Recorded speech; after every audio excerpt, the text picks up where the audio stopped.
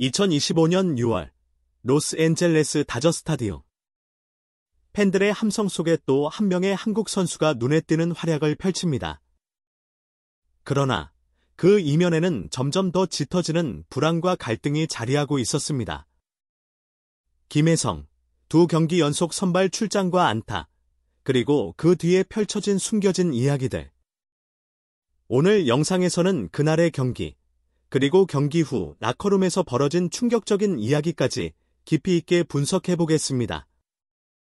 2025년 6월 20일 미국 캘리포니아주 로스앤젤레스 다저 스타디움에서 열린 샌디에이고 파드리스와의 경기에서 김혜성은 9번 타자 겸 중견수로 선발 출장했습니다. 전날에도 선발로 나와 2루타를 때려낸 그는 이틀 연속 안타를 기록하며 자신에게 주어진 기회를 제대로 살렸습니다.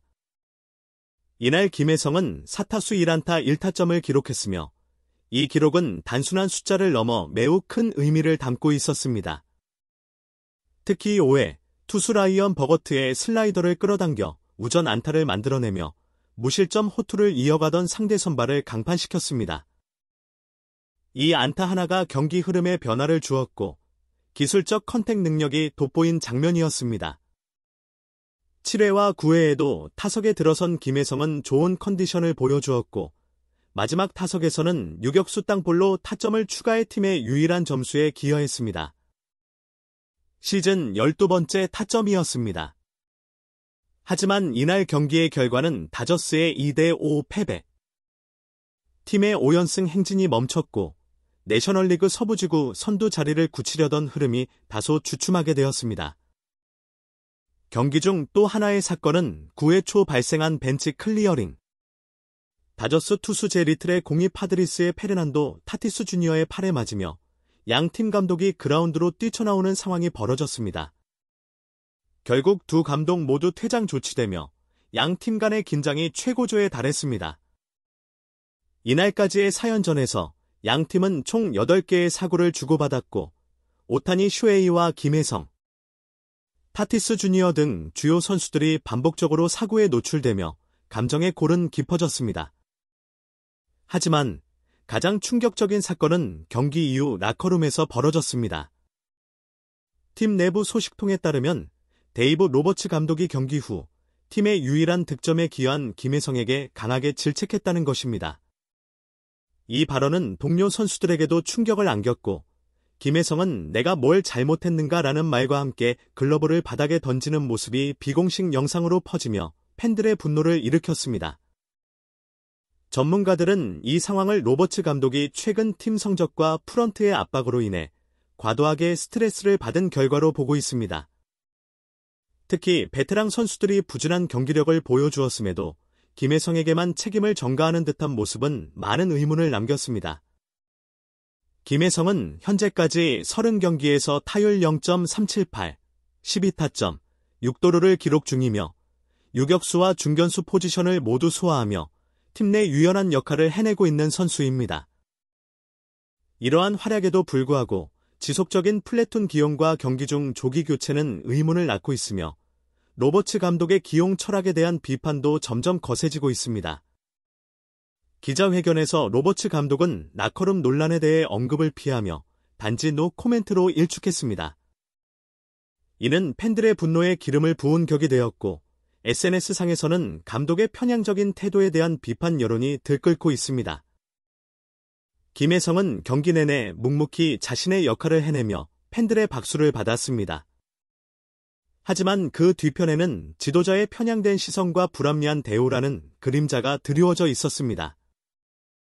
경기장의 조명이 꺼진 뒤에도 팬들과 동료 선수들은 김혜성이 보여준 프로 정신과 끈기에 박수를 보내고 있습니다.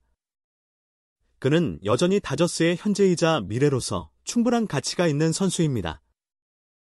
이제 다저스의 선택은 무엇일까요? 계속해서 내부 압박과 부당한 대우 속에서도 김혜성이 빛을 발할 수 있을지, 아니면 또 다른 이적설이 그의 발목을 잡을지. 한편 2025 시즌 김혜성은 다저스 팬들뿐만 아니라 미국 현지 언론까지 사로잡은 신인이었습니다. 그러나 놀랍도록 뛰어난 경기력에도 불구하고 그는 누구보다 자주 벤치에 앉아야 했습니다. 팬들과 전문가들은 연이어 왜 김혜성을 기용하지 않는가라는 질문을 던졌고, 로버츠 감독은 아직은 신인이라서 라는 설명을 반복했지만 이는 점점 설득력을 잃어갔습니다. 그의 성적은 베테랑 선수들을 능가할 정도였습니다. 김혜성은 총 30경기에 출전해 68타수 26안타, 타율 0.381, 홈런 2개, 타점 11개, 도루 6개, OPS 0.969를 기록하며 메이저리그에서도 손꼽히는 퍼포먼스를 보여주었습니다. 하지만 그는 시즌 내내 철저하게 플래툰 시스템에 묶여 우완투수 상대로조차 충분한 기회를 얻지 못했습니다. 가장 안타까운 순간은 바로 6월 중순부터 이어진 3연속 선발 제외였습니다. 샌프란시스코 자이언츠와의 경기부터 시작된 이 흐름은 샌디에이고 파드리스와의 경기까지 이어졌고, 김혜성은 다시 벤치에 앉아야만 했습니다. 더욱이 상대 투수는 모두 우완이었기에 팬들은 더 큰 의문을 가질 수밖에 없었습니다. 심지어 마이클 콤포토처럼 시즌 내내 부진한 성적을 보이는 고액 연봉자는 계속해서 선발로 나서고 있었기에 김혜성의 벤치행은 더욱 납득하기 어려웠습니다.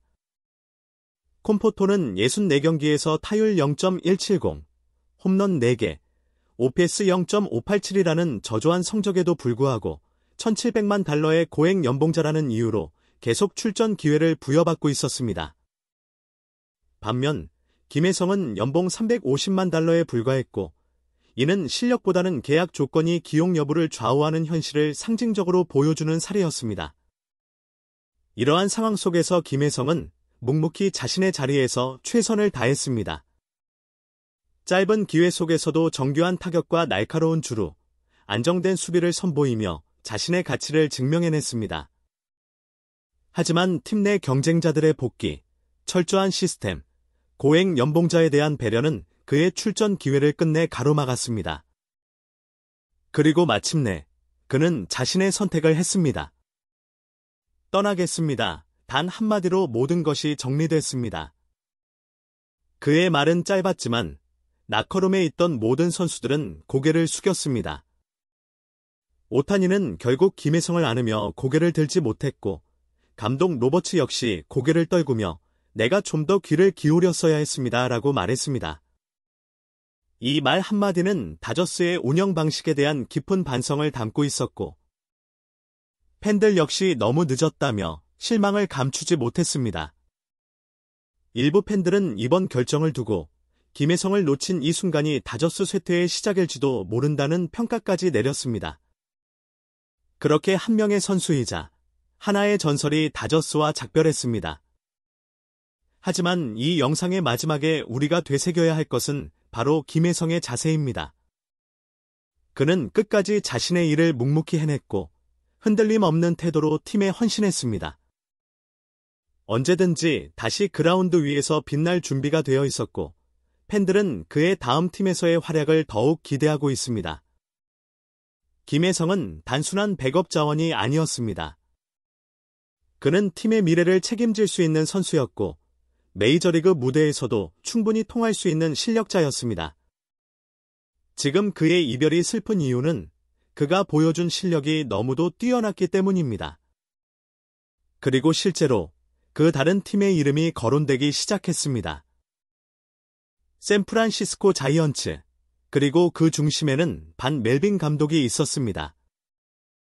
현지 야구 관계자들 사이에서 조심스럽게 흘러나오던 이야기가 점차 구체적인 윤곽을 띠기 시작했는데요.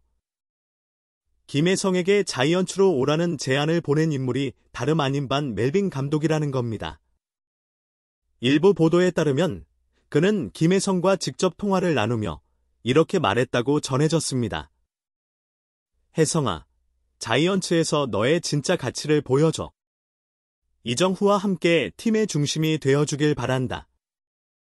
보통 다른 팀의 선수를 향해 이런 직접적인 메시지를 던지는 경우는 드뭅니다. 립서비스처럼 들릴 수도 있지만 분위기는 그보다 훨씬 진지했습니다.